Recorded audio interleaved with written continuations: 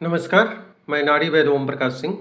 देखिए, ये हम टैबलेट बनाए हैं। ये खांसी का टैबलेट है। इसमें खांसी होती है, बच्चे खांसी की दवाई नहीं खा पाते हैं, थोड़ा मीठी भी होती है वो। हमने ये खांसी का टैबलेट बनाया है। इसमें काली मिर्च, पीपली, पुदीना सत्व, नीलगिरी तेल वगैरह डाले हैं। ये बड़ा असरकारक है और ये टैबलेट है। जब खांसी हो तो एक टैबलेट या 2 टैबलेट मुंह में डाल लीजिए, आपको 5 मिनट में रिलीफ देता है। इतना ये फास्ट काम करता है। ये बहुत ही ज़बरदस्त टैबलेट है। सिर्फ 5 मिनट में रिलीफ देगा। खांसी हो, गले में कफ हो, उसके लिए काफ़ी फ़ायदेमंद है। धन्यवाद।